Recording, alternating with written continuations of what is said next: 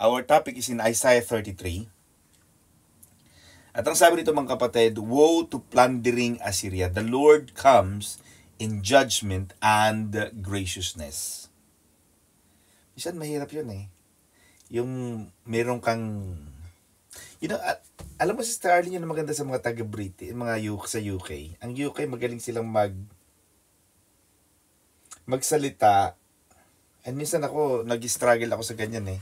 Yung hindi ko masabi na pag galit ako talaga, sasabihin ko sa iyo na maggalit ako. Pero mga British, parang ang galing nila dyan. Yung galit sila, yung parang masakit ang sasabihin nila, pero ang dating sa'yo, magaan. Parang mga taga-Ilonggo, alam mo, sasaksakin kita. Parang ganon. Yeah? Ang mga British, yung ganon silang salita eh. May time sila na, I hope you don't mind, can you move a little bit further, please? I hope you don't mind, can you be quiet, please? Pero sa atin kasi, huy! Huwag kang maingay! Ganun tayo eh, bulyaw tayo. Ingay mo! Kakabulaho kayo! Ito mga katabi kong mga, yung mga, minsan nagpapark ako doon sa tabi ng mga, siyempre doon sa lugar namin, nakarating na kayo sa bahay namin. Meron ditong mga parking na minsan pinapark ko yung car ko sa tabi. Minsan lalapit yung mga katabi ko. You know what? You have a very nice car. Your car is big. Can you move your car on the other side?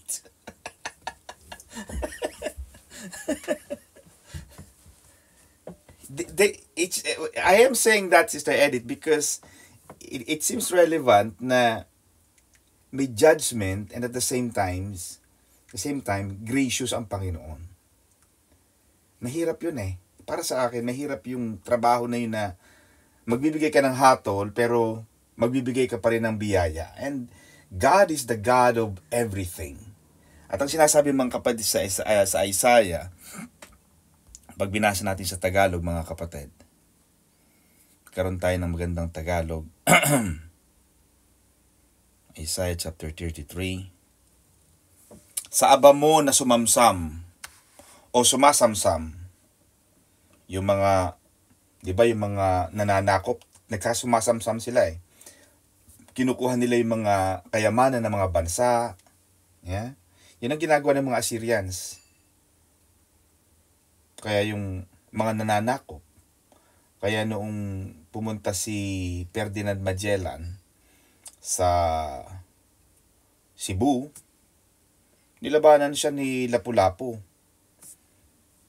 Kasi ang gusto mangyari ni Magellan ay magbayad, kuhanin yung mga buwis ng mga Pilipino sa Cebu. Kaya lumaban si Lapu-Lapu. Ganun ang ginagawa ng mga taga-Assyria sa Juda, sa Israel, na gusto niyang kuhanin yung mga samsam. Kaya ang propesiya, yung sinasabi ni Propeta Isaiah, sa aba mo. Kumbaga parang sumpa yun eh. Wow! Sa aba mo na sumasamsam, ikaw ay hindi na sasamsam. O ikaw ay hindi nasamsaman. At gumagawa na may kataksilan at sila hindi gumawang may kataksilan sa iyo. Kasi yung Assyria, wala namang ginawang masama sa kanila ang Israel, pero ginagawa nila ng masama. I-apply natin sa ating buhay, Sister Edith. For example, nakakita ka ng langgam. Langgam na maliit, Sister Cecil. Wala namang ginagawa sa iyo. Hindi ka naman kinakagat. Huwag mong tirisin. May mga taong pinapatay na hampa. Wala namang ginagawa sa iyo yung kulisap.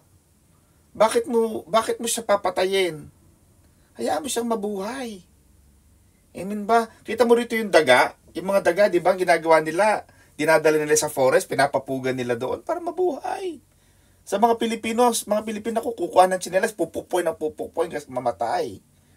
Yung mga isdang maliliit, tama mga taga ibang bansa, dito pag nanghuli sila, sabagay, kailangan natin talagang kumain sa Pilipinas.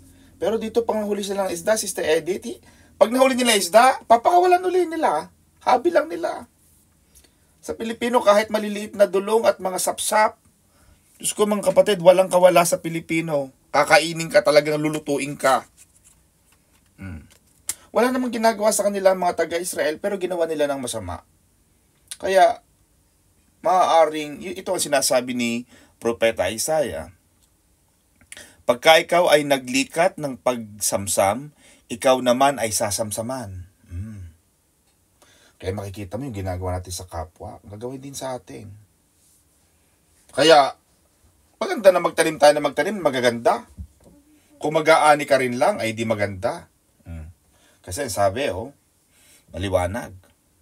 Pagka ikaw ay naglikat ng pagsasamsam o pagsamsam, ikaw naman ay sasamsaman.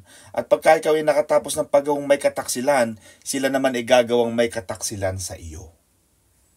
Kaya, all things are parallel. All things come back. At sinasabi ng Panginoong Hesus yan.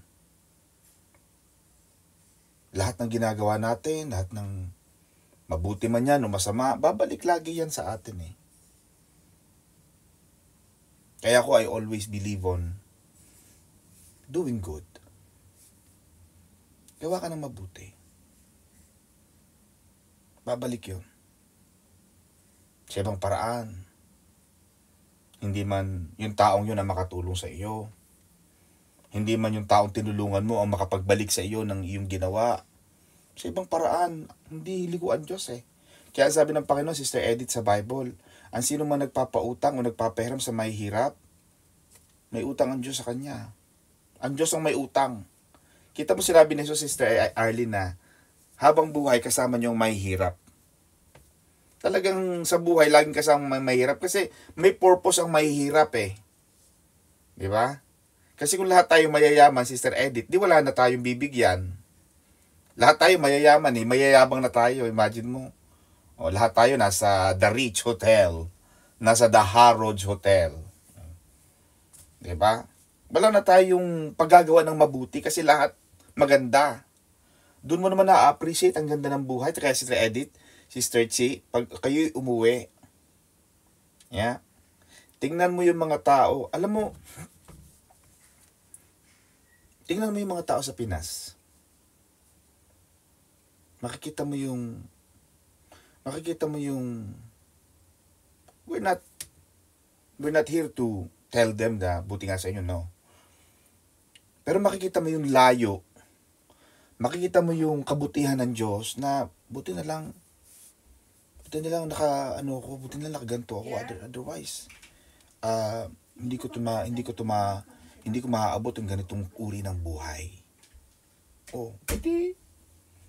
Pag nakakita ka ng mga taong nangangailangan talaga at Diyos din naman ang mag-convict, magbibigay ng hihipuin ka ng Panginoon kung talagang karapat-dapat yung tao na yan, bigyan mo siya. Make people happy. Kasi alam natin na yung mga gumawa ng masama, gagawan din sila ng masama eh. Ganun ang buhay eh. Kaya mapapansin mo, Sister Edith, hindi na gumawa ang Panginoon ng another seed of apple. Hindi na uli nag-create ang Panginoon, di ba? Pansin mo? One time lang. Wala ka na makikitang bagong species. Meron lang bagong species na nadi-discover. Pero yung gumawa uli ang Panginoon ng panibagong butike, wala nang ganun. One time lang eh. Nagtanim lang ang Panginoon ng isang binhi, and that propagates for the entire lifetime of human beings. Yung binhi na yon, yung isang apple na yon, yung isang binhi, yun na yung naging binhi ng Panginoon from the beginning up to now, nag-anak yun. Ganon din yun sa ating buhay. Yung paggawa mo ng mabuti, mag-aanak yun. Amen mga kapatid. At sinabi ni Jesus ang ganyang principle. Sa Matthew 7 verse 1-2, judge not. Huwag kayong humatol upang kayo ay hindi hatulan. For with the judgment you judge, sa mga hatol na iyong ginamit upang hatulan ng iba, you will be judged. Kaya may kasabihan, Sister Edith, di ba? Ang magnanakaw galit sa kapwa magnanakaw. Diba? Kaya kung magnanakaw ka, huwag ka nang magagalit sa mga magnanakaw na iba. Oh. Kung marites ka, huwag ka na magalit sa ibang marites. Pareho naman tayo marites. Kaya pare-pareho na lang. Mag-member na lang tayo sa group. Magawa tayo ng Marites Group International Cooperation. Di lahat marites. Di ba? Sister Indahay. Okay, tapos Sister Lorraine nasasama. May mga recruit na ako. Sister Lorraine, yan ang aking mga recruit sa Marites International. Pero ang pagmamaritesan natin, magaganda. Di ba? Kasi yung pag-share ng gospel, marites din yan. Sa ibang paraan, in good manners, in good terms. Pero sinasabi ni Jesus, na for with what judgment you judge, you will be judged, and with the same measure you use, it will be measured back to you. Ganun ang buhay eh. Ganun ang buhay. Kaya si Bishop, hindi siya pumapatay ng mga ganyan. Yung mga laywan, yung mga bubuyog, hindi niya pinapatayan. Kasi buhay yan eh. Yung bubuyog, hindi naman siya intensyong kagating ka eh. Natutuwa lang sa'yo para kasing cute ka, mukha ka kasing asukal, kaya nagpupunta siya yung mga kulisap. O, mga langgam na yan, o kumakain ka kasi, tulog ka na, nguya ka pa ng nguya, di lalanggamin ka. O, kung hindi ka kumakain, di ba? Tapos papatayin mo yung langgam, susunugin mo. May karapatan ng Diyos na i-deal na may karapatan ng Panginoon na gawa ng mabuti ang mga taong gumagawa ng mabuti. God has every right to deal with us as we have dealt with others. Basta anong ginawa mo sa kapwa mo, ganun din gagawin sa'yo ng Diyos. Nang api ka, aapin ka. Hindi ko makakalimutan yan di ba? Si Gloria Macapagal Arroyo. Hindi sa wala akong political allegiance, pag-usapan lang. Pinatanggal niya si Era, nakaupo pa. Nag-create siya ng kodita. Nung siya ang umupo, anong nangyari? Di ba, nakakilala siya sa liig. Gusto niya umalis ng bansa, pinatigil siya ni Pinoy. Di ba? Ganun lang siya eh. Kaya Sister Arlene, kapag umupo ka ng gobernador ng Masbate, learn to judge. Learn to manage the province, the region properly. Yung mga kalaban mo, gawin mo silang kakampi. Gawin mo ng mabuti sila. Of course, may in a certain respect. Kasi pag gumawa ka ng mabuti, gagawin ka ng mabuti ng Lord eh. Diyos ang may sabi nun eh. Kung anong ginawa mo sa iba, gagawin din nila sa'yo. Kaya sabi ni Jesus, di ba yung golden rule ni Jesus? Do not do unto others, or do unto others what you want others do to you. Gusto mo palang maging mabait sila maging mabait ka. Kasi yung itinatanim mo, Sister Edith, yun ang bumabalik. Kaya ang Panginoon hindi na nagtanim uli ng panibagong apple kasi alam niya may magtatanim at magtatanim ng apple. Kaya rin siya gumawa ng rainbow para yung hanging malalakas, yung bagyo. Ginagamit ng Panginoon yan. Yung kidlat. Ginagamit ng Panginoon to recharge, mag-charge ng positive and negative electrons ang ating cloud. Mapapansin mo parang kuryente, di ba? Nag-charge yan, nag-create ng bagyo para yung mga binhi sa ganitong lugar, madala sa ibang lugar, ma-propagate, magkaroon ng replenishment ng iba't ibang lugar. Diba? Kasi naniniwala ang Panginoon sa binhi, the law of seed. Ganon din ang kabutihan ng tao. At ganon din ang kasamaan. Pag ikaw ay nagtanim ng pandaraya, panluloko, pagsasalita ng masama, yun din ang aanihin natin. Ganon din sa mga magulang. Magtanim kayo na mabubuti sa inyong mga anak. Habang bata yan.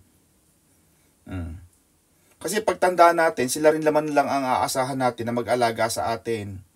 Kung nagtanim ka ng mabuti sa kanila, nagtanim ka ng pangunawa sa kanila, nagtanim ka ng kabaitan sa kanila, mag-uunahan niyang alagaan ka. At masarap mag-alaga sa mga taong mahal. Masarap alagaan. Diba, Sister Edith? Pero pag inaalagaan mo, mukhang hindi mo gusto, baka kahit lason, ipainom mo na sa kanya. Inumin mo to, muriatic acid. Diba? Ay kung yung mga anak natin, mahal niya tayo. O di, kasi mami ko to mahal ko to.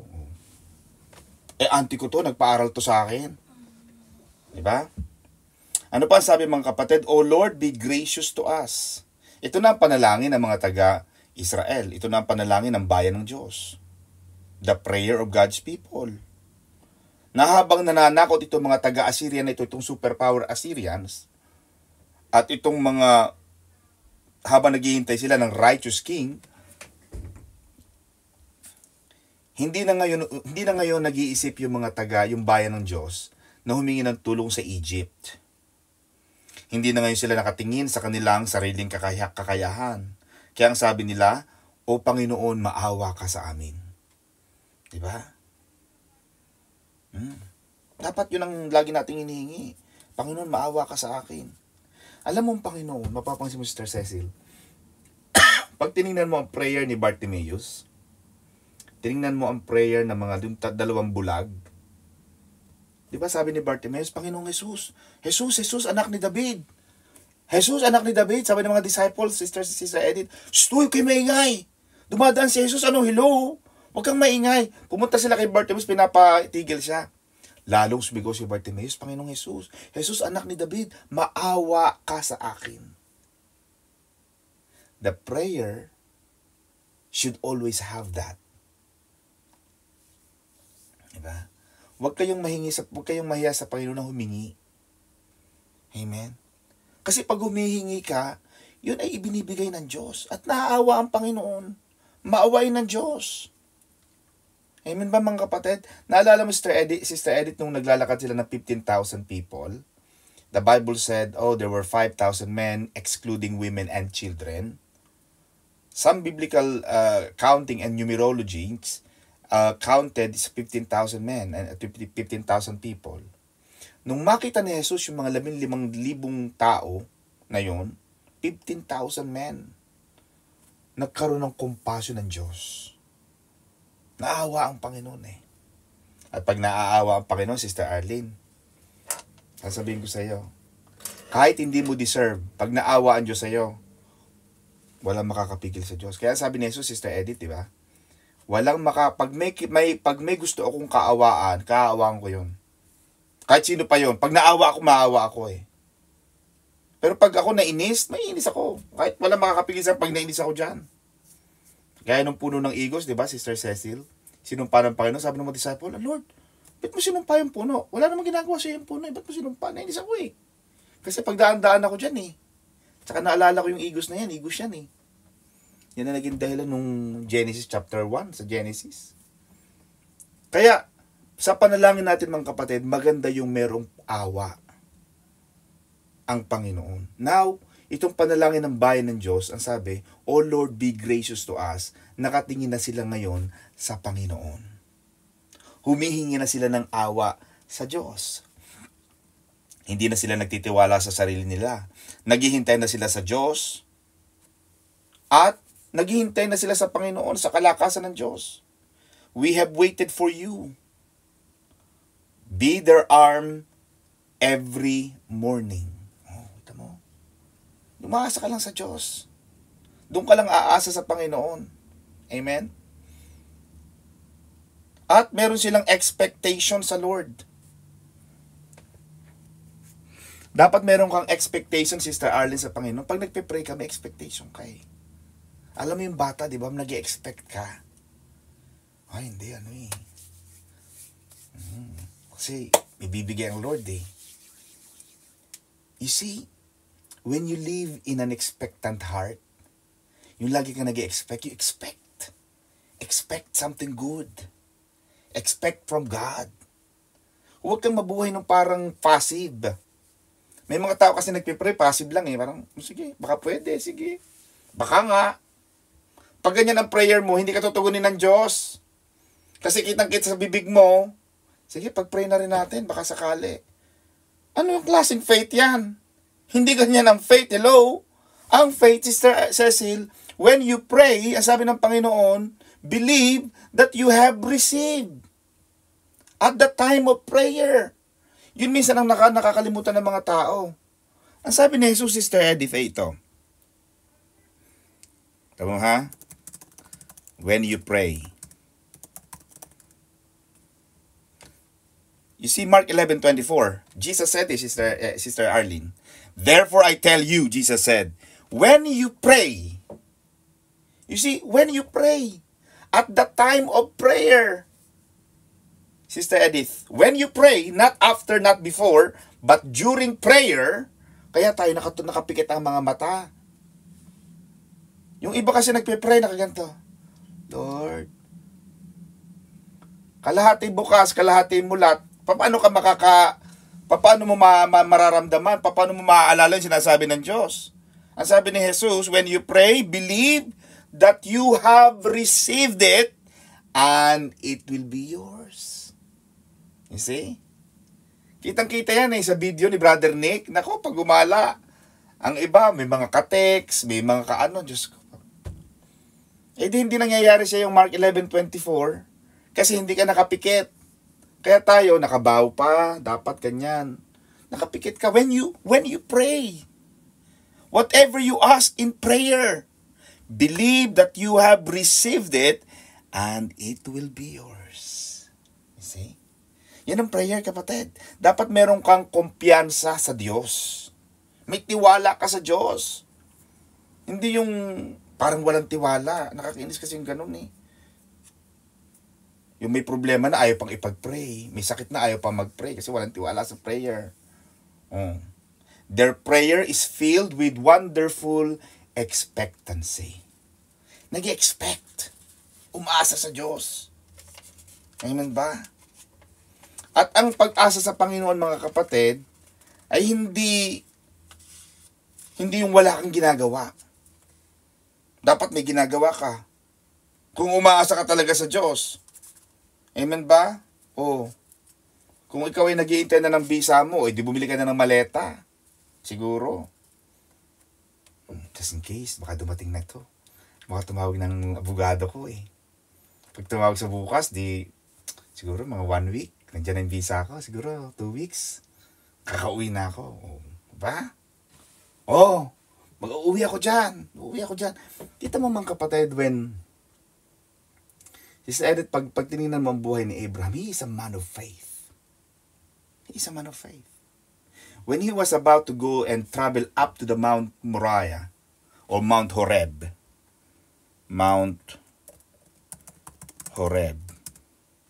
Abraham, and Jacob and Isaac. Mount Moriah, rather. When he was about to go up to Mount Moriah, in Genesis 22 verse 1 to 19, sabi ng Panginoon sa kanya, Abraham, dalhin mo si Isaac sa Mount Moriah at ihandog mo siya sa akin. So alam na ni Abraham, Sister Edith, na papatay niya si Isaac. Di ba? Naglalakad na sila ni Isaac, di ba? Sabi ni Isaac, Dad, kala ko ba, maghahandog ka ng hayop? Nasaan yung hayop? Nandito ng posporo natin, nandito ng kahoy natin. Where's the lamb? Alam mo, sabi ni Abraham, sabi niya, anak, God will provide.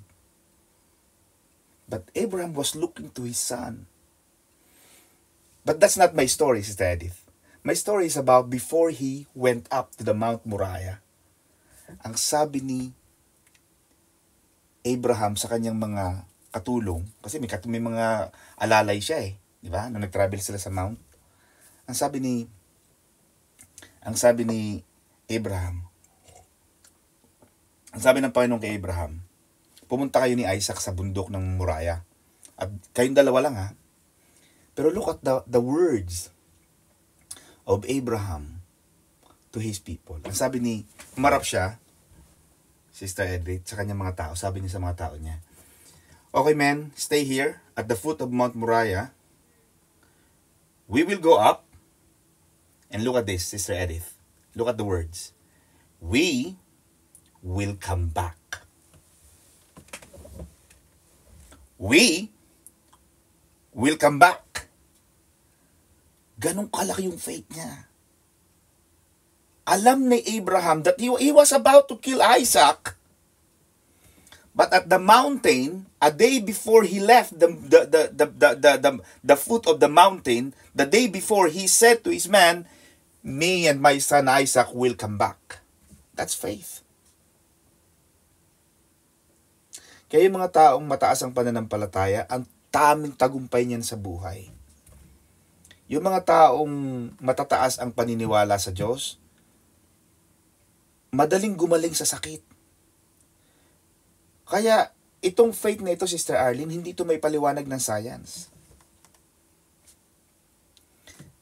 Kahit sa medical science, sa medical, pag yung tao ayaw nang uminom ng gamot, nilabanan na ang gamot, kahit uminom ng gamot yan, hindi tumatalab. Napansin mo, Sister Cecil? Kahit uminom ng gamot, i-therapy mo na yan, at hindi siya naniniwala, madali ang buhay niya. Pero yung mga tao na painumin mo ng isang basong tubig, tapos sabihin mo, alam mo tita, pinag-pray ko yung tubig na yan.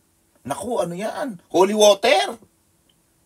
Naku, iinumin niya yan, talagang may faith siya, gagaling siya. Kasi meron siyang expectation. Ganon din sa Diyos, mga kapatid. It's time for you to live with a wonderful expectation that God is going to do something good in your life. At pag ganyan ang buhay mo, kapatid, sasabihin ko sa'yo, Sister Cecil, araw-araw ng buhay mo, masaya ka. Amen? Ang buhay Kristiyano'y masayang tunay. Kasi may expectant heart ka eh. Masaya ka kasi alam mong may gagawin ng Diyos. Amen ba? Sister Arlene, ba't lagi ka nakangiti? Ang dami-daming problema. Ay kasi ang buhay Kristiyano ay masayang tunay. Amen? Ganon. Kaya ang Kristiyano hindi malulungkutin. Amen ba? Hindi yung maraming pilay sa mukha. Amen ba, Sister Mercy? At pag namatay daw itong mga Assyrian na itong mga sundalo ng Assyrians, magkakaroon daw ng pagkukumpul-kumpul ang mga paru-paro. Noon pala, ganun din. Kaya kita mo ngayon, Sister Arlene, di ba, pag namamatay, anong simbol ng mga namatay? Paru-paro. Di ba? Uy, may paru-parong dumating. Siguro si auntie yun. Di ba, may mga ganun? Ganun ang paniniwala nila na mga unang panahon. Kaya pag nangamatay ang mga tao, nagko-congregate, nagsasama-sama yung mga paru-paro around corpses. Kasi ang paniniwala nila, bagamat hindi natin alam, kasi may mga bagay na hindi natin alam. Kahit anong talino ng tao, may mga bagay talagang hindi natin alam. Pag tinignan mo, Sister Edith, ang galaxy natin, ang pinaka malayong naabot ng Hubble telescope, according to science and NASA, is 37 billion light years. 37 billion light years. In the speed of light. Kasi pag pinindot mo ang flashlight, Sister Arlene, ang bilis niya, di ba? Yung speed of light, mabilis yun eh.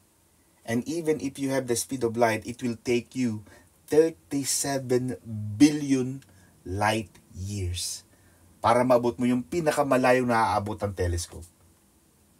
May mga bagay na hindi natin kaya i-explain. Amen. So yung caterpillars, pag namatay na itong mga Assyrians na ito, magkukumpul-kumpul ang mga paru-paro. Nagsisimbolo ng kaluluwa. Siguro. Bagamat hindi naman nakasulat sa Bible yan, dahil wala naman tayong biblical scripture that confirms this, pero siguro ito ang sabi ni Prophet Isaiah eh. The Lord is exalted, for He dwells on high. He has filled Zion with justice and righteousness. Wisdom and knowledge will be the stability of your times. Verses 5 to 6, basahin natin. Ang Panginoon ay nahayag sapagkat siya ay tumatahan sa mataas. Kanyang pinuno ang Siyon ng kahatulan at katuwiran. Mga kapatid, sandali lang po.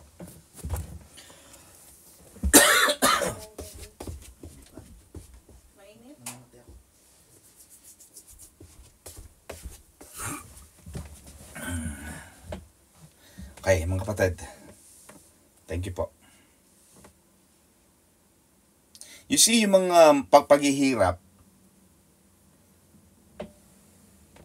yan ay nagdadala sa mga tao sa bayan ng Diyos sa mahirap, uneasiness, discomfort. But it gives God a better view. Yung alam na alam mo, Sister Edith, ang tagal mo, nawala ka na, nagkaroon ka na ng kung ano namang sakit na yan. Hindi mo na alam kung saan mo kukuhanin ang pera, hindi mo na alam kung paano ka magkakabisa, gusto mo nang umuwi, gusto mo nang, alam mo na pag umuwi ka, ay baka yun na ang paghihiwalay ninyo ni Brother Sof. Pero, very discomforting eh.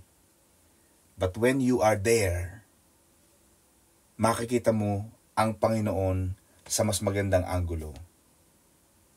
Kakantahin mo yung kanta na, in His time, He will make all things beautiful. At because ikaw ay nasa pinakamababang bahagi na ng iyong buhay, makikita mo na itinataas mo ang Panginoon. Doon natin itinataas ang Panginoon, Sister Arlene eh. Amen? Bawat isa sa atin may mga patotoo. At doon sa kababaan natin, kawalan natin, kamangmanga natin, wala tayong alam, wala naman tayong mga kamag-anak dito, wala naman tayong sasabing malalakas na backer dito, pero doon sa kawalan natin na yun, doon natin na nakilala ang Diyos sa mas mataas na kapamaraanan. At yung pananalangin ng mga taga yung bayan ng Panginoon, God's people pray this in anticipation of the answer. Kailangan meron kang paghihintay, nag-a-anticipate. Naghihintay ka sa sagot ng Diyos. Amen ba mga kapatid? You can give Him thanks ahead of time. Kaya pag nananalangin ka, sabi ng Mark, when you pray, believe that you have received and it will be given unto you. Yun ang Mark 11 eh. Yes, Sister Ceci, pag nananalangin ka, nakapikit ka, Lord, humihingi po ako ng kagalingan.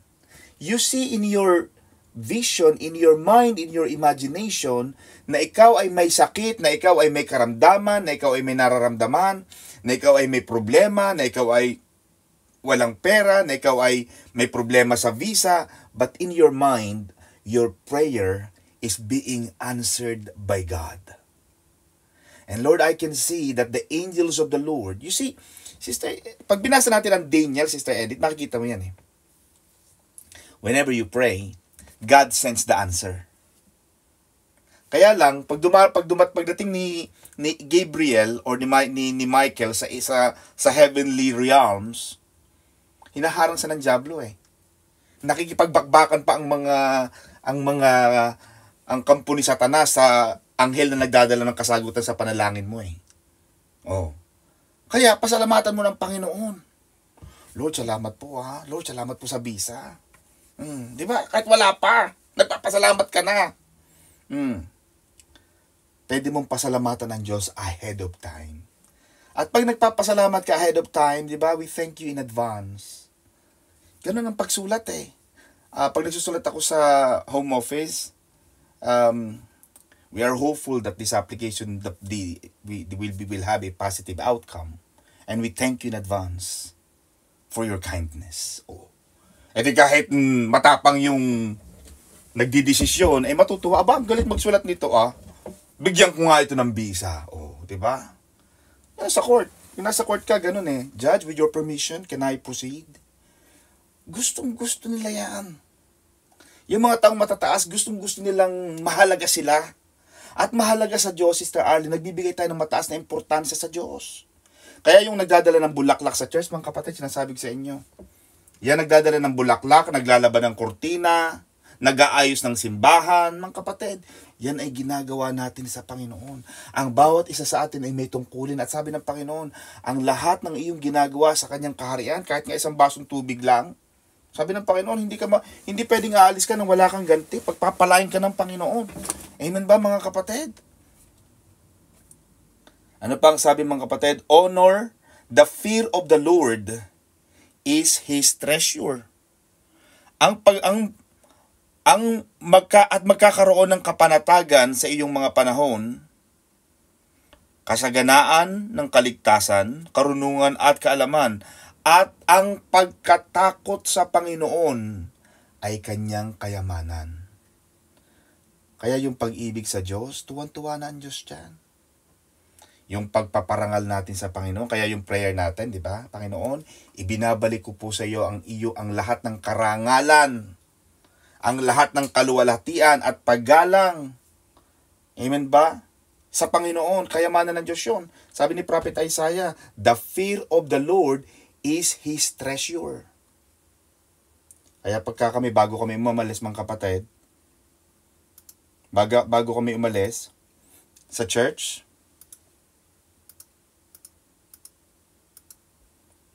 kapatid, sandali lang po. Bago kami umalis sa church, kayo rin mga kapatid, bago kayo umalis sa church, mag-bow kayo. Sa altar, just bow. Because you are leaving the chamber where God was.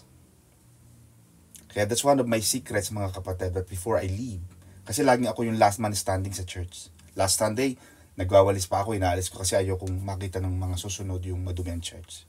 And then me and my family will bow down to the King. Because God wants you to honor Him. Mahalaga sa Panginoon ang honor. Importante sa Diyos ang paggalang. Importante sa Panginoon ang protocol. Kailangan alam mo yung protocol. When Joseph was about to meet the Pharaoh of the king of Egypt, because in Egypt, Sister Edith, bawal ang may beard. Di ba mga Jewish, may mga beard sila? Joseph knew the protocol of the kingdom. Joseph knew the protocol of the palace. Tinanong niya sa mga guard, anong protocol dyan sa loob ng hari, ng palasyo? Mag-ahit ka. Tinanong niya, nagpa-ahit siya eh. We have to understand the protocol of heavens. Kaya Panginoon, lagi niya tayong tinuturuan, Sister Arlene. Mapapansin mo pag nagsasalta ang Diyos, Jesus, the kingdom of heaven is like this. Kasi He was talking to us, which we haven't been to heaven. Tinuturo ng Panginoon sa atin kung paano tayo sa heaven. Binibigyan niya tayo ng glimpse, ng overview of how it is like in heaven. Amen ba? Kaya di ba ang ating panalangin, yung panalangin na Ama namin sumasalangit ka, para nang sa langit, gaya ng sa lupa. So, iginagaya natin ang buhay sa langit. Dapat alam natin kung paano tayo mabuhay sa langit. Ganon din ang Diyos mga kapatid. Yun ay isa sa mga regalo na ibinibigay ng Diyos sa atin. Na hindi tayo matakot. The fear of the Lord is His treasure. Regalo ng Panginoon yon, na hindi tayo mabuhay sa takot, so that mabigyan natin siya ng karangalan. Lagi mong pararangalan ng Diyos. Amen. Yung ginagawa mong kabutihan, nagiging karangalan ka ng Panginoon. Diba? Nagiging mabuti ka sa kapwa, nagiging mabait ka sa kapwa, nabibigyan ng karangalan ng Diyos. Amen. Ano pa ang sabi mga kapatid? In verse 10 to 13, I will proceed.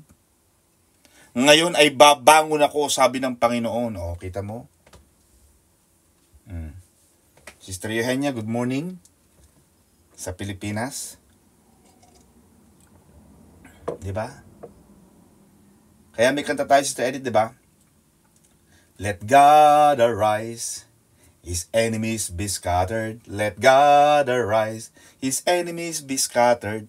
Bumabangon ng Diyos eh. Pagbangon ng Diyos, when I arise, sabi ng Panginoon, when He arise, ngayon ay babangon ako, sabi ng Panginoon, ngayon ay magpapakataas ako. Kaya ang gusto ng Panginoon, Sister Cynthia, lagi mong itataas ang Diyos. Amen ba? Lord, I lift your name on high. I will sing to Him in praises. Kaya, lagi mong itataas ang Diyos. Itataas mo lagi ang Panginoon sa iyong buhay. To God be the glory. Sister Edith, pagdating mo sa Nueva Ecija, mga kapatid, naku Edith, napakaswerte mo, naku, purihin ang Diyos. Naku, napakaswerte mo, napakagwapo ng iyong partner, purihin ang Panginoon. Talaga naman, pinagpala ako. Diba, Sister Edith? O Brother Sopa, tinataas kita dyan. Diba? Because yan ang gusto ng Panginoon eh. Amen? Habang ibinaba ng Panginoon ang mga tagalupa, yung mga taga-Assyrians, dahil sila ay hinatulan ng Diyos, at the same time, the Lord will lift Himself up. Siya mismo magtataas sa pangalan niya. Kaya hindi masama magbuhat ng sariling bangko. Diyos nga, nagtataas ang sarili niya eh. Sister Arlene, amen ba? And the people shall be like the burnings of lime, like thorns cut up, they shall be burned in the fire. 10 to 13. Ano sabi rito mga kapatid? Ngayon ay mga glilihi ng ipa, kayo'y mga nganak ng dayami, ang inyong hinga ay apoy na pupugnaw sa inyo. Kaya sabi rito mga kapatid, yung kahatulan ng Panginoon sa mga makasalanan ay pupugnaw sa kanila. Susunog sa kanila. Magiging para daw silang mga ipa at mga dayami that is quickly and ferociously burned in the fire. Kaya mga makasalanan, mga kapatid, huwag na kayong mahihili. Bakit po si ganun? Bakit po si ganun? Ganun siya eh. Hindi porke ginagawa ng iba, yung maling ginagawa ng iba, hindi nagiging tama dahil marami ang gumagawa. Kung ano ang tama, yun ang tama. Yun ang dapat mong gawin. Kahit na maraming gumagawa niya, nandadaya ng amo, late dumating sa trabaho, palasagot sa amo, ganun sila eh.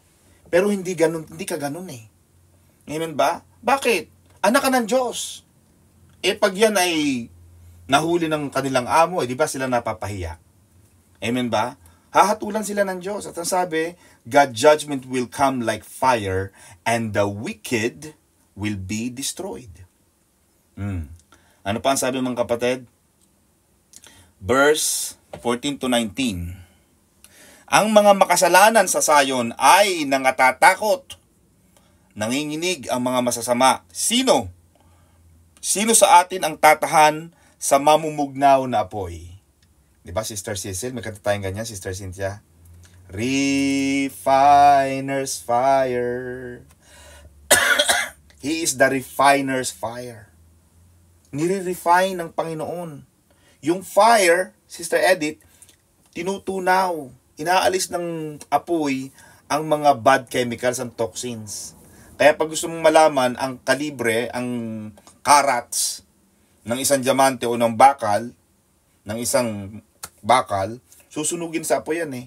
Pinapadaan ka sa apoy, nire-refine. Kaya yung mga gasolina natin, Sister Arlene, meron silang refinery. Nire-refine.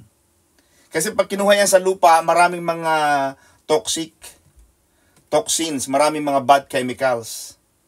Kaya meron silang refinery. Sa Batangas, sa Calaca, sa bahay ni Pastor Ben, ang lahat yan, magkakasunod yan. Shell, Petron, Caltex. Amen ba mga kapatid? Yung mga malalaking mga gasolinahan na yan, meron silang refinery. Kaya, susunugin yan mga kapatid. The sinners will be afraid. Sino ang tatahan? Sino ang makakatayo sa mamumugnaw na apoy? Sino sa atin ang tatahan sa walang hanggang ningas? Kaya mapapansin mo, Sister Arlene, when Apostle Paul was about to enter Damascus and Syria, nabulag siya eh.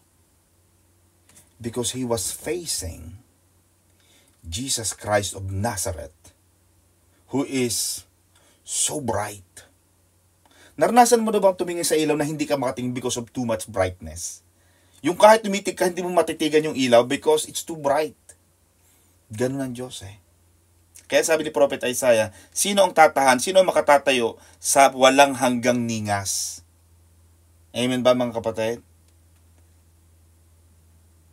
Kaya yung mga gumagawa ng masasama, hindi nila kayang tumayo kapag dumating na ang judgment. Yung righteous judgment ng Panginoon, hindi nila kayang tayuan dahil parurusahan sila. Now, ano naman ang gantimpala sa mga matutuwid kagaya ng mga taga-Maranatha? May special mention ng taga-Maranatha kay Pastor Don.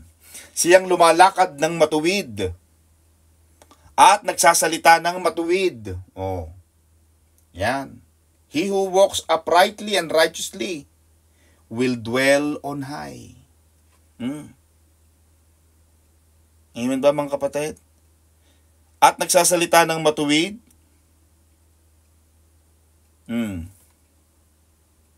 Siya'y tatahan sa mataas. Kaya yung mga mabubuting tao, itataas kayo ng Panginoon. One day, yung kabutihan ninyo, itataas ka ng Panginoon. Diba? Kanina Sister Ellie, may nagbayad sa akin na 500 pounds. Pinadala sa akin. Pwede ko nang itanggi yun eh. Tago sa kumpanya ko, sayang. Sabi ko, baby, may pang-shopping ka na, 500. No. Sabi ko, no. Bring it to the office. It's good. Because ang lahat ng natatago sa dilim, mabubunyag sa liwanag. Kung magkabunyagan man, wala kang itinago. Ngayon ba? Pwede mong kuhanin yan eh. Pero one day, pag nabunyag yan, masisira ka. Wag na. Wag mo nang dalhin ang iyong sarili sa isang posisyon na alam mong maaalangan ka. O, Sister Edith, hugot ko yan ha. Maaalangan ka eh. O, wag na. Alam mo palang, wag na. Wag mo na puntahan yan. Kaya yung isang Kristiyano, hindi mo sasabihin, tukso, layuan mo ako. Ikaw ang lalayo sa tukso. Huwag ka nang lumapit. Palapit-lapit ka pa eh. Ayaw mo naman pala. Lumalapit ka. Lapit. Tukso, layuan mo ako. Lumalapit ka eh. Hindi lalayo ang tukso. Palapit ng palapit yan. Parang leche plan. Pastor, hindi ko naman kakainin itong leche plan. Ano ko lang to, no? Kakain ito si ano? Partner kong kakain ito. Dami mo. Ang payat-payat ng partner mo. Kung makapagbaong ka pang 5 araw. Amen ba? Oh. Di ba? Kaya, ang sinasabi rito mga kapatid, bagamat yung mga sinners at mga hypocrite, sabi ni Propeta Isaiah, kaya mahilig yung ipokrito. Maganda sa tao yung totoo. Ako sinasabi ko sa mga tao, I even said to mom, Mom, the church knows me. This is me. I cannot change me. This is me. This is the way I am. If they like me, they like me. If they don't like me, then go. Ganun lang naman na yung buhay. Wag mo ipagsiksikan ng buhay mo, sarili mo sa taong ayaw sa'yo. Kasi sasakaling ka niyan. Pag ayaw, sige, go. Kantahin mo yung, please, release me, let me go. Diba? I-release ka. Tapos, if you love someone, set him free. If he comes back, you're meant to be. Ganun lang ang buhay, mga kapatid. Kaya sabi, yung mga ipokrito, wag na.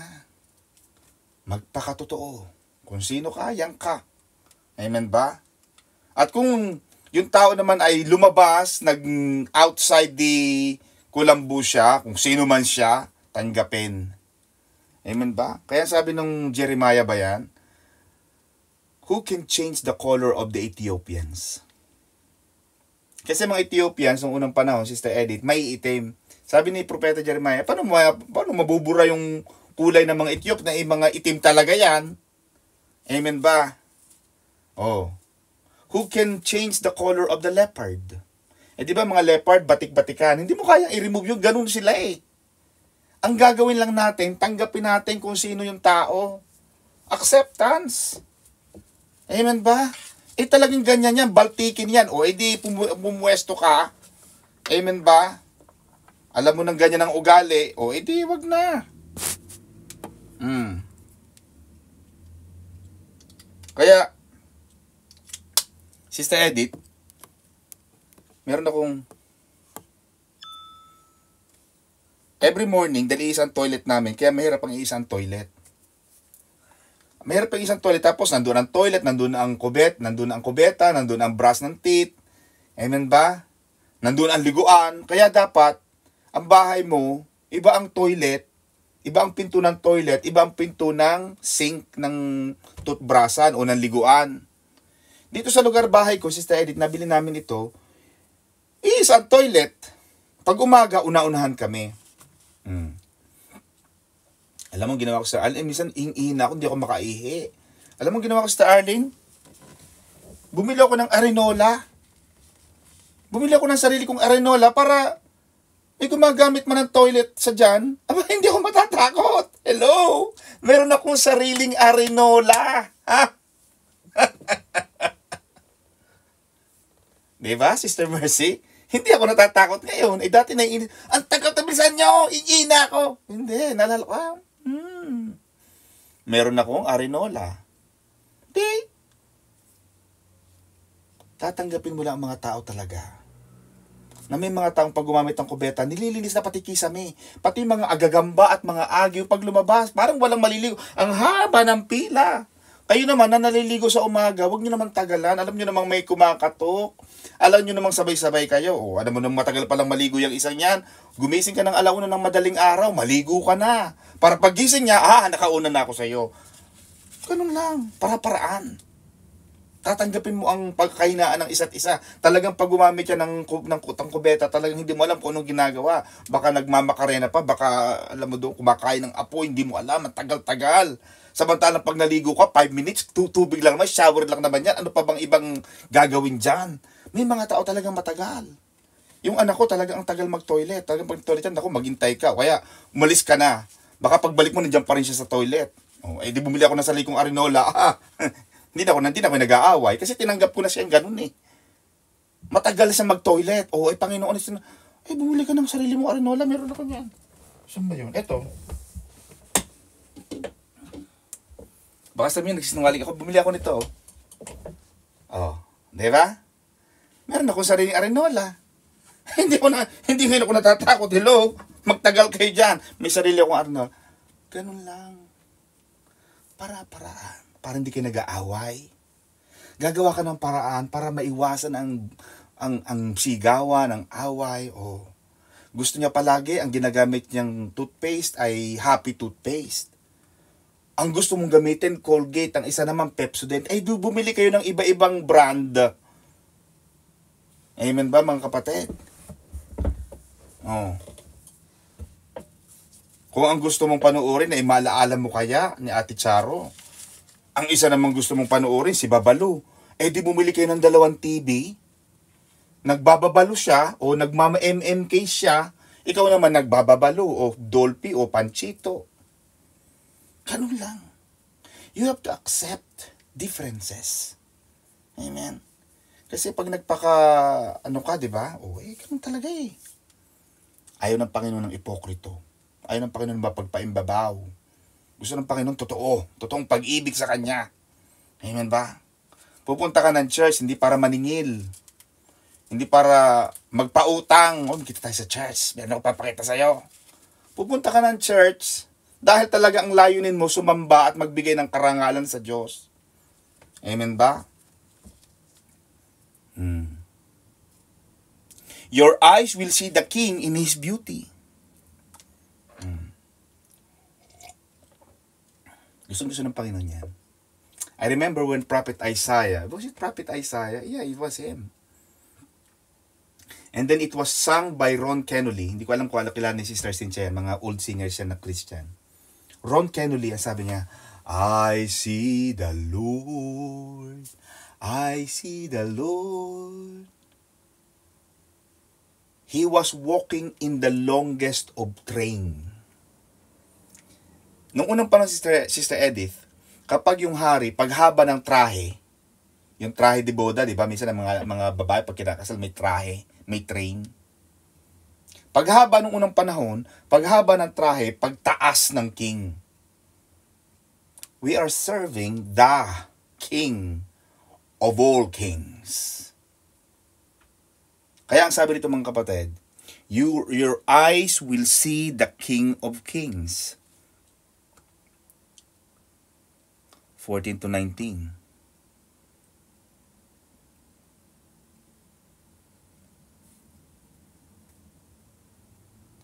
Makikita mo ang beauty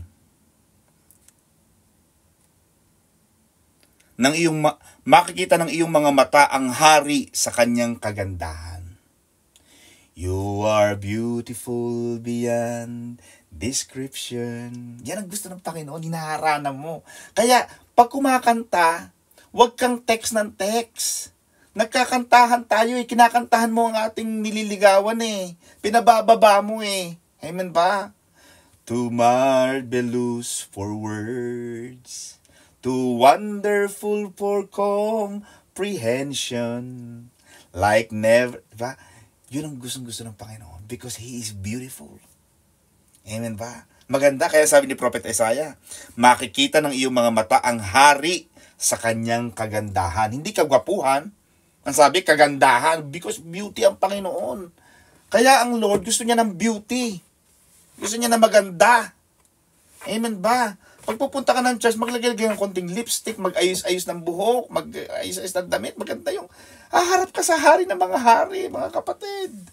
Importante yun yung presentation.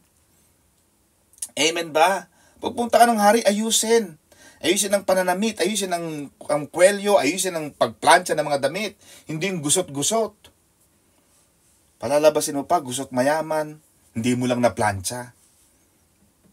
Di ba? Ano pang sabi? You will see in the beauty.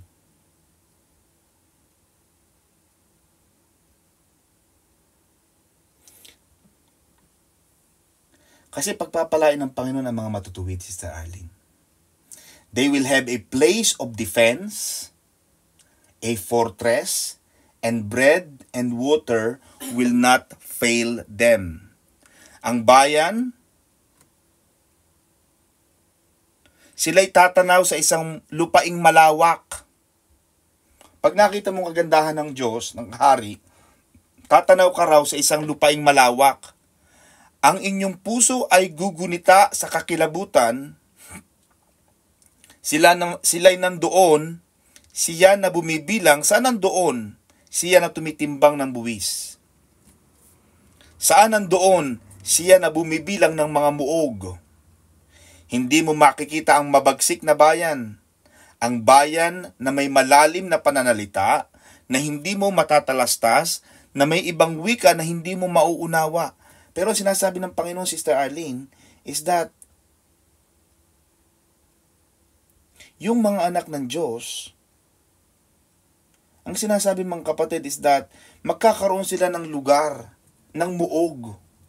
Kaya mapapansin mo, Sister Edith, ikaw ay 22 years na rito. Ang UK mayaman sa castle. Kasi muog yan Yan ay ginamit nila sa panahon ng digmaan. Nakagaling na kami ng Amerika, wala masyadong fortress. Pero sa United Kingdom, Newcastle, may mga castle yan. Diba? Windsor Castle. Maraming castle ang United Kingdom. How many castles in the United Kingdom? Pag nag-exam ka, Sister Edith, ng Life in the UK test, kasama yan. How many castles in the UK? There are 1,500 castle sites in England. England pa lang yan 1,500 castles. Hindi pa kasama ang Northern Ireland, Wales at Scotland. Kaya ang sabi ng Panginoon, Sister Arlene, when we look to the King in His beauty, magkakaroon ka ng place of defense. Ikaw na nakatingin sa kagandahan ng Diyos, titira ka sa lugar na may castle. Talagang wall, makakapal na mga wall, parang Great Wall of China. But above these material blessings, hindi lang ito material blessings, Sister Edith, makikita mo ang hari sa kanyang kagandahan. Maganda yun. Kaya pag ikaw ay namimili, huwag ka lagi nasa Primark. Pumunta ka rin minsan sa Harrods. Pumunta ka rin sa Debenham, pumunta ka sa Selfridges. Hindi yung palagi ka nasa ukay-ukay, lagi kang nasa wet market, nandun ka sa Bambang, sa Baclaran, Divisoria, dalaway mamiso ang t-shirt. No. Iba kapatid pag ang sinusuot mong damit. Subukan mo ang sarili mo na bumili ng damit na mamahalin, kahit dalawa lang yan, pero proud na proud ka. Pero pag ikaw ang bili mo ang damit mo lahat, puro t-shirt, Primark, hiyang hiya ka. Gusto mo laging taklo ba ng maraming jacket at hiyang hiya makita ang Primark, buy one, take one. 2 pounds na nga lang, buy one, take one pa. Paano pakikita ang Primark dyan? Siguro binili ta 10p na lang. Siyempre kikita ang Primark dyan, talaga namang wala. Kaya isipin mo, buy one, take one. Oh. Magpapagawa ka ng bahay, magtingin ka na magagandang bahay. Amen ba? Kaya minsan nagpapadala ko sa inyo ng magagandang bahay. Gusto kong makita ninyo mga kapatid, ang mga bagay na naghihintay sa inyo bilang mga anak ng Diyos. Kaya ang sabi ng Biblia, Sister Cecil, no eyes have seen, no ears have heard, no hearts has ever imagined the good things that God has prepared for His people. Amen ba mga kapatid? Pag magpapagawa ka ng bahay, wag lang yung iisipin mo na ko, papagawa kahit isang kwarto. No. Isipin mo kapatid, may magagandang bagay na ginagawa ang Panginoon. In immediate sense, ito ay pagpapakilala ng Panginoong Hesus. Ang Panginoong Hesus napakaganda. Beautiful Savior. Beautiful Lord. La la la la la. Diba? Ang dami mga beauty eh. It is not only seeing the King, kasi minsan nakita mo lang ang king eh. Pero ang sinasabi ni Prophet Isaiah, Sister Arlene, you are not just going to see the king, but you are going to see him in beauty. Yung maganda. At wala pang nakakakita sa Diyos, mga kapatid. The highest experience we could have now is like nothing compared to what we will experience when we see the king in His beauty. Kailan natin makikita yung Sister Edith? Pag dumating na tayo sa langit. Kaya sabi ni Apostol Pablo, in 1 Corinthians 13:12, for now we see in a mirror, dimly, nakadim. Di ba yung ilaw, Sister Ali, minsan dinidim mo? Di ba? Minsan ganito. Di ba ganyan, nagdidim ka? Nakadim. Nasaan yung aking dimmer? Oh. Di ba, dinidim yan? Nakadim? Oh, nakadim. Kasi sabi ni Apostol Pablo, ang tingin mo ngayon sa buhay, Sister Edith, you are seeing in a mirror dimly, nakadim. But then, face to face, now I know in part, but then I shall know just as I also am known. 1 Corinthians 13:12. Nakatingin daw tayo ngayon sa salamin. At maliwanag ang ating image. Alam mo ba na nung unang panahon, Sister Arlene, yung mga mirrors ay gawa sa mga polished metal. At yung image nila, hindi maliwanag, distorted. Kagaya ng ating buhay ngayon mga kapatid. Nakikita natin si Jesus only in a dim, nakadim, unclear way. Minsan hindi natin talaga kilala ang Panginoong Jesus eh. But one day, Sister Edith, we will see Him, the beauty of the King, with perfect clarity. Yung maganda, talagang clear na clear. Ay, grabe. Ganun pala ang Panginoon. At, mga kapatid, ito ang nakakatuwa, Sister Edith. Listen to this. At ang nakakatuwa, alam natin na tayo pupunta sa langit. Amen? Tapos dito ang pupunta ng langit, mag-raise nga ng hand. Can I see your hands, mga kapatid? Pwede ba kayo mag-reaction ng ganito? Yan. Yan, pupunta ng langit. Yan. Pag hindi kayo nagtaas, mauna na kami. Yan. Alam mo, Sister Cecil, lahat tayo ay gusto makarating ng langit. Bakit? Marami ang gustong pumunta ng langit because pag pumunta tayo ng langit, Sister Edith, nandoon ang ating mga mahal sa buhay. Diba? Makikita natin sila. We long to be with great men and women of God. Biro mo, makikita natin si Brother Moses. Makikita natin si Brother Abraham. Makikita natin si Joseph. Makikita natin si King David, si Solomon. Amen ba? Baka nga si Judas nandoon din. Di ba? Hindi natin alam. We want to walk the streets of gold. Alam mo na ang langit, Sister Edith, ay ang lalakaran mo ay mga ginto. Ang mga gates nila puro pearl. And you will see the angels of the Lord around God's throne, worshiping Him day and night. Oh, Sister Mavic, Sister Cynthia, halika na. Oh, Sister Arlene Eliza, Sister Michelle, halika na. Meron na tayo, sasabay na tayo sa mga angels, magpupuri na tayo sa Panginoon. Maranatha Church, come on. Di ba? However, Sister Arlene, ang mga bagay na ito ay hindi ibig sabihin, hindi lang ito ang nagpapaganda sa langit. What makes heaven really heaven is the unhindered, unrestricted presence of the Lord, and to see the King in His beauty will be the greatest experience of your eternal existence. Yung makita mo ang Lord sa Kanyang kagandahan. Yun na yung highest form, the superb, the highest, the greatest experience. Yung makita mo ang kagandahan ng Panginoon. Yan ang sabi ni Prophet Isaiah. Part of the beauty of the King in heaven, eto na, Sister Mercy. Isa sa mga kagandahan ng langit, mga kapatid, makikita mo rin dyan, Sister Arlene. Pag nakita mo ang Panginoong Jesus, makikita mo pa rin daw sa Kanya, according to Prophet Isaiah, the scars. He retains from His suffering for our sake on this earth. Hindi inalis ng Panginoon yung scar.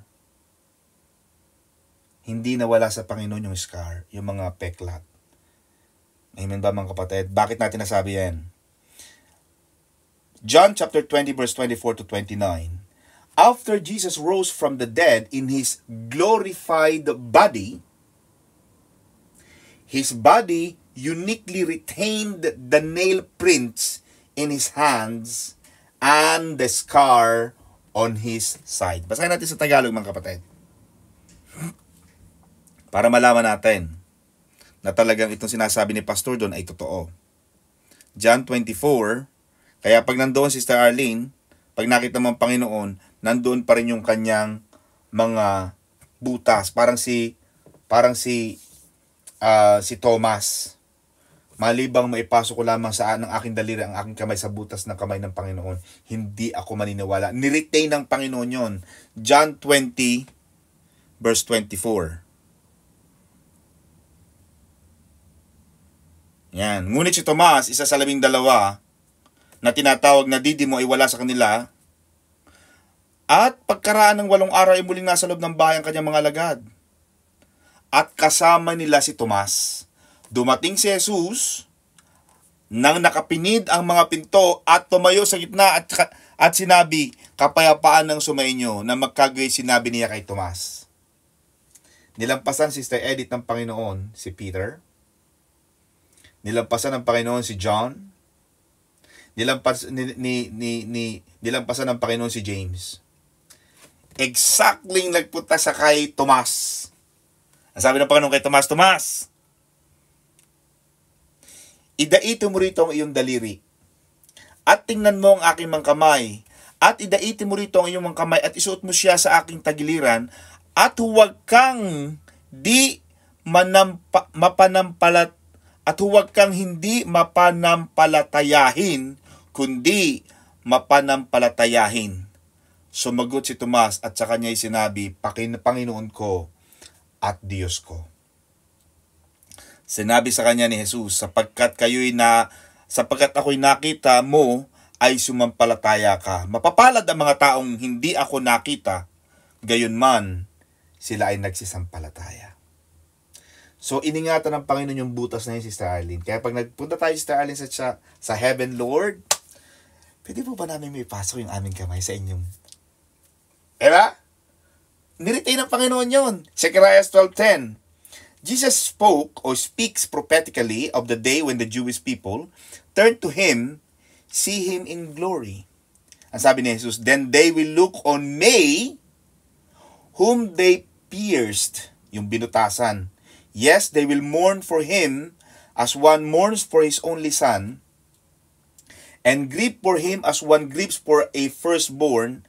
Zechariah 13:6 continues the thought, and one will say to him, where are these wounds between your arms? Mga kapatid, sandali lang. Total, magte-text na naman kayo dyan eh. Alam mo ginagawa ko, Sister Arlene? Pag yung mga anak ko, sinasabi ko magtigil na ng iPad, binubunot ko yung internet. Para hindi na sila, kasi nakababad na sila sa internet. Wala na, hindi mo maliglikan eh, kaya bubunot yung internet. Mga kapatid, binubunot yung pastor doon ng internet. Mga kapatid, sandali lang. Zechariah 13 verse 6. At sasabihin ng isa sa kanya, ano ang mga sugat na ito sa pagitan ng iyong mga bisig? Kung magkagayon siya ay sasagot. Mga kapatid, I'm reading Zechariah. Zechariah is a part of the Old Testament, not the New Testament. We all know that Jesus was in the New Testament rather, but I am reading the Old Testament, which is the prophecy of what was about to come when Jesus comes on earth. Verse 6, iyan ang mga naging sugat ko sa bahay ng aking mga kaibigan. See? Sa pagmamahal ng Panginoong Hesus sa iyo, Sister Cecil, hinayaan niyang masugatan siya para sa iyo at para sa akin dahil mahal ka ng Diyos. Kaya may kanta tayo, di ba, Sister Arlene? I am the friend of God. I am the friend of God. I am the friend of God. Da, da, da, da. Di ba? Kaya may kanta tayong ganyan. Ano pa, mga kapatid? Konti na lang.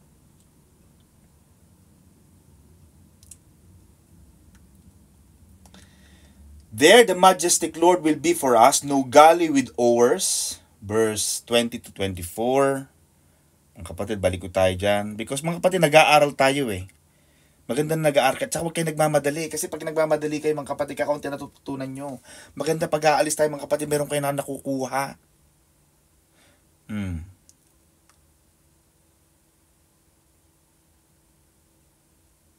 Verse 20. Tumingin sa Zion, makikita ng iyong mga mata sa ang Jerusalem na tahimik na tahanan, isang tabernakulo na hindi makikilos. Ang mga tulos niyaon ay hindi mga bubunot kailanman o mapapatid man ang alinman sa mga tali niyaon. Kundi doon ay sasaatin ang Panginoon sa kamahalan. 21. You see? There the majestic Lord will be for us.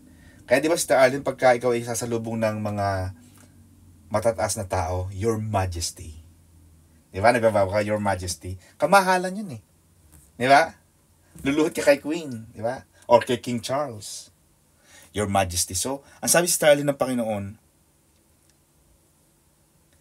kundi doon ay sasaatin ang Panginoon sa kamahalan na dako ng mga maluwang na ilog at batis, na hindi daraanan ng mga daong na may mga gaod, o daraanan man ng magilas na sasakyang pangdagat.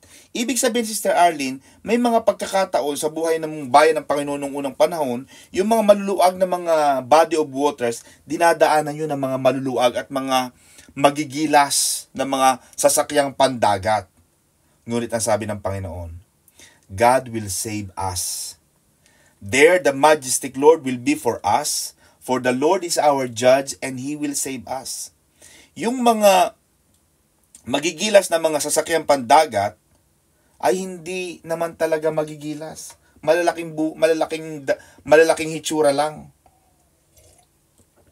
Pero wala silang laban kapag tayo ay nagtiwala sa Diyos. Naalala mo sa Arlene, yung Titanic? The famous Titanic. Ang sabi ng Titanic, mga kapatid, even God cannot ship.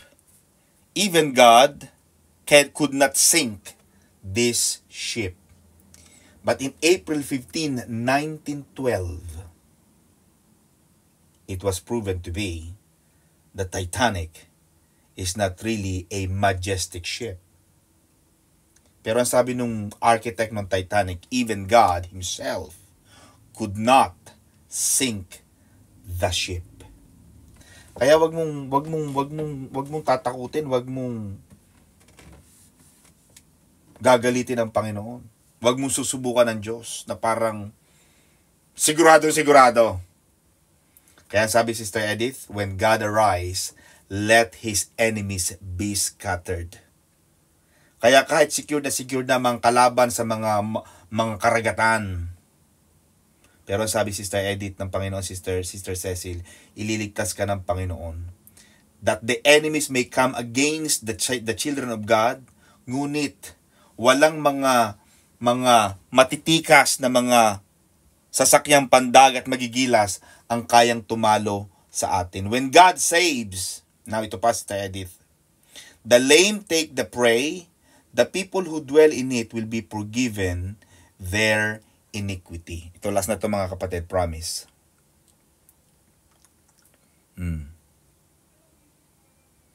Ang mga mamamayan ay hindi magsasabi, ako ay may sakit. Ang bayan na tumatahan doon ay patatawarin sa kanilang kasamaan. Kasi mga kapatid, ang Diyos ay mahabagin. Pag ang Diyos, Sister Arlene, ay nagligtas, kikilos siya in a very unexpected ways. It is unexpected blessings that the lame take the prey.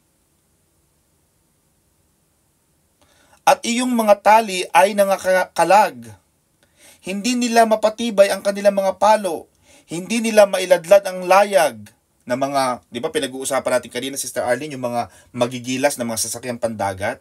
But in verse 23, ang sabi ni Propeta Isaiah, hindi nila mapatibay ang kanilang mga palo, hindi nila mailadlad ang mga layag, ang mga huli nga ng malaking samsam ay binahagi. At ang pilay, Sister Arlene, ito na, ang pilay ay kumuha ng huli.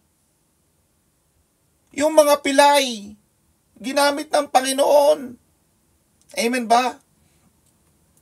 Kayang gumawa ng Panginoon kahit pilay ka. Kahit ikaw ay may kapansanan at ikaw ay disadvantage.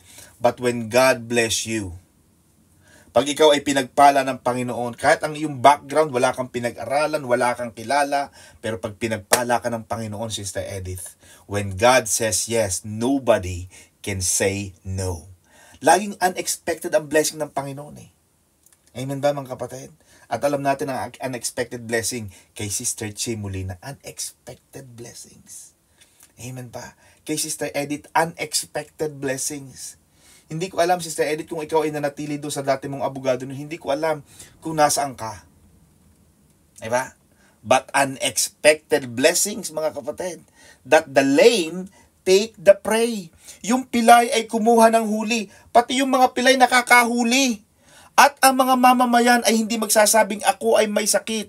Ang bayan na tumatahan doon ay patatawarin ang kanilang mga kasamaan. Unexpected blessing din yun, Sister Edith, na yung mga bayan ng Diyos ay patawarin sa kanilang mga kasalanan. Pagpapatawad. Kaya di ba minsan kinwestiyon ng Panginoon ang Panginoong Jesus ng kanyang mga alagad, yung lalaking may lalaking nasa banig ng karamdaman, binutas nila ang bubong, ibinaba yung may sakit. Ano sabi ng Panginoon? Pinatawad ng Diyos ang iyong kasalanan. Sabi ng disciple, Lord, ba't pinatatawad mo? Di ba may sakit? You see, hindi natin alam ang value na baka yung lalaking yon, Sister Edith, gumawa siya ng kasamaan. Nung bata siya, may mga nagawa siyang mali. Kaya nakita ng Panginoon, ang dahilan ng iyong kapansanan at ng sakit mo, yung iyong kasalanan. At kung patatawarin ng Panginoon, if my people will humble themselves and pray, if they seek my face, amen, and humble themselves, I will heal their land. Pagagalingin ng Panginoon ang ating bayan. Pag tayo humingi ng tawad sa Panginoon, lahat tayo nagkakasala, mga kapatid. Huwag ka nang hahatol sa iba. Amen. Kung may ginagawa man silang iba at iba, hayaan mo. Hayaan mong Diyos ang makipag-usap. Hayaan mong Diyos ang mag-deal ng mga bagay na yon. Pero sa ating buhay mga kapatid, ang tanging focus natin ay ang pag-ibig ng Panginoon. Hayaan mong makita ng Diyos ang iyong kababaan. Hayaan mong hingin mo sa Panginoon ang kanyang awa at habag. Hingin mo sa Panginoon ang kapatawaran ng iyong mga kasalanan, ng ating mga kasalanan. The majestic Lord brings unexpected blessings. Yung pilay, kahit wala kang kakayahan, kahit wala kang pera. Ano ang sabi ng kanta natin, Sister Arlene? Let the weak say, I am strong. Let the poor say, I am rich because of what the Lord has done. Not because of you, not because of what you are and who you are, but you are rich, you are strong, you are healed, you are victorious, you are promoted, you are favored. Amen mga kapatid. Because of what He has done. Amen? Palakpakan natin ang Lord mga kapatid, and God bless you. Pastor Jay, thank you, and Sister Cynthia.